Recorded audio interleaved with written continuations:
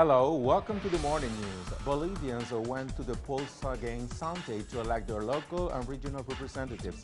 Just months after sweeping the general elections, President Evo Morales' movement towards socialism, or MAS, won 4 out of 9 departments, while leading in 2 others that will now go to a second round of voting on May the 3rd. Bolivia's electoral authority said at least 85% of the over 6 million registered voters participated. Vice President Álvaro García Linera praised the election turnout and results. We estimate that we have now reached 85 or 90% participation. We are a democratic people who also participate by assemblies and councils and social movements. CIA documents have revealed that Ecuador was also part of the U.S. Plan Condor, which terrorized Latin America with state violence and repression throughout the 1970s and 80s. Our correspondent Lisha brings us more from Quito. A recently declassified CIA document reveals that Ecuador, like the countries of the Southern Cone, was part of the U.S.-backed Operation Condor, taking hold of the region from the 1970s to mid-1980s. The document states that Ecuador became part of Operation Condor in 1978. The Attorney General Office of Ecuador is currently investigating if the 1981 death of progressive President Jaime Roldos in a plane crash was part of the plan, as leftist leaders were targeted throughout the region.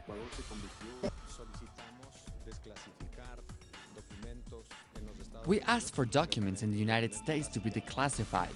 In particular, a CIA document that establishes that Ecuador was one of the countries where Plan Condor operated. With this information, we are going to examine information of whether the accident which killed President Roldos was in fact an accident or was not an accident.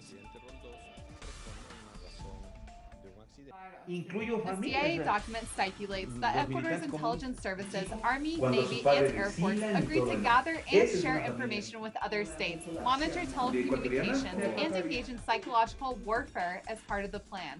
It also outlines Ecuador's relationship with Argentinian and Chilean officials, sponsoring terror throughout the region, who installed telecommunication systems in the country, and offered scholarships and training to the Ecuadorian military.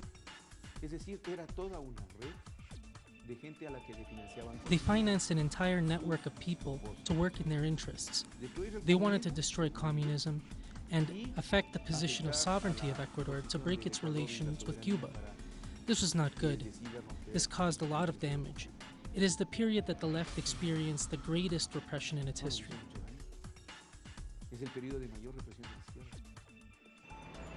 Along with Ecuador, the dictatorships of Argentina, Bolivia, Brazil, Chile, Paraguay, and Uruguay made up Operation Condor. They agreed to share information and work to eliminate leftist groups within their own countries, as well as persecute those seeking refuge abroad. Today, Ecuador and the other countries part of this plan are working to uncover the truth of this period and provide justice for those victims of crimes against humanity. Lisha, teleSUR, Ecuador. In Venezuela, the campaign to collect 10 million signatures demanding the White House to repeal its decree against the country has reached the halfway mark. On March the 9th, the Obama administration passed an executive order declaring Venezuela as an extraordinary threat to U.S. national security. The move has been unanimously condemned by Latin American countries. In response, President Nicolás Maduro launched a campaign to collect signatures from Venezuelans opposing the decree. The leader says he will present them at the Summit of the Americas next month. Mayor Jorge Rodriguez announced the campaign had reached more than 5 million signatures so far.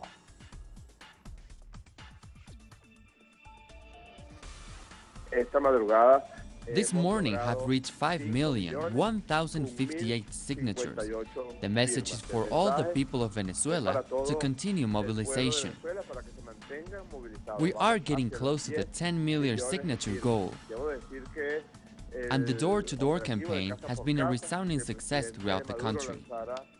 Almost 7 months after the devastating Israeli assault on Gaza, residents continue to suffer from the combined effects of Israel's blockade and Egypt's border closure. Our correspondent in Gaza, Noor Harrison, has more. After a number of Egyptian military crackdowns on the underground smuggling operations between the Gaza Strip and Egypt, the Palestinian enclave is once again suffering from a grave fuel crisis that is severely impacting health services. This week's emergency warning from the Gaza Ministry of Health is not the first in recent years. Gaza knows all too well such situation. Before the crackdown on the smuggling tunnels, Gaza used to receive thousands of liters of fuel every day. That supply line has now been almost entirely cut off, with only a small trickle of supply coming into Gaza from Israel. Gaza's doctors reported that the fuel shortage is seriously affecting service provision, as hours of electricity supply have plummeted.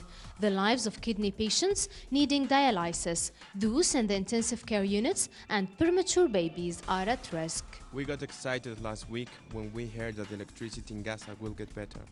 However, nothing has changed. We are still suffering, and the patients live in a danger. Our storage fuel is quickly running out. If we want to talk about solutions, ending the Palestinian division would be the first, because it is the key to solving all of our problems. We hear about unity government, but we are seeing no results on the ground. At the meantime, the Rafah border crossing is closed to medical supplies and to delegations wishing to offer their medical support to the humanitarian crisis in Gaza, where medicines are also in short supply. It is estimated that Gaza's hospitals are suffering from at least a 70% shortfall in medicines and other medical supplies. Noor Harazin, teleSUR TV, Gaza. And at the closing session of the Arab League Summit in Egypt, the leaders announced the creation of the unified force of some 40,000 troops. Egyptian leaders say the aims would be to confront the regional security threats. It would be supervised by the chiefs of staffs of Arab nations volunteering troops. However, Iraq and Iran rejected military intervention in any country, advocating instead for diplomacy. The two-day summit was dominated by discussion over the Saudi-led campaign against the Houthis in Yemen, which has already killed dozens of civilians.